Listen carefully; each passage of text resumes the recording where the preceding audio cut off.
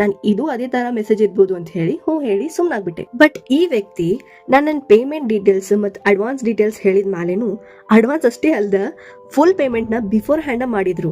ನಮ್ ಜೊತೆ ಇದ್ದವ್ರ ಮೇಲೆ ನಂಬಿಕೆ ಇಡಕ್ ಆಗ್ದಿರೋಂತ ಈ ಕಾಲದಾಗ ಅವ್ರು ನಂಗೆ ಬಿಫೋರ್ ಹ್ಯಾಂಡ್ ಫುಲ್ ಪೇಮೆಂಟ್ ಮಾಡಿ ವಿದೌಟ್ ಡೆಡ್ ಲೈನ್ ನಿಮ್ಗೆ ಆದಾಗ ಮಾಡ್ಕೊಡ್ರಿ, ಆರಾಮ್ಸೆ ಸ್ಟ್ರೆಸ್ ತಗೊಳಕ್ ಹೋಗ್ಬೇಡ್ರಿ ಅಂತ ಹೇಳಿ ನಮ್ಮ ಆರ್ಡರ್ನ ಕನ್ಫರ್ಮ್ ಮಾಡಿದ್ರು. ನಾನು ಅದೇ ಯೋಚನೆ ಮಾಡಿದೆ, ಇಂಥ ಕಾಲದಾಗೂ ಇಂಥ ಜನ ಇರ್ತಾರ ಅಂತ ಹೇಳಿ.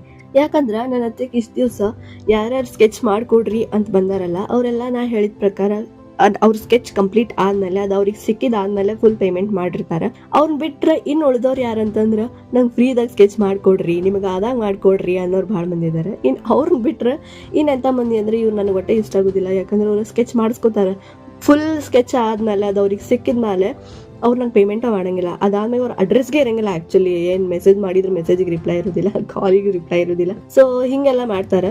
ಇದು ಬರೀ ನನ್ನ ಜೊತೆಗೆ ಆಗಿರುವಂಥ ಕರ್ಮಕಾಂಡ ಅಲ್ಲ.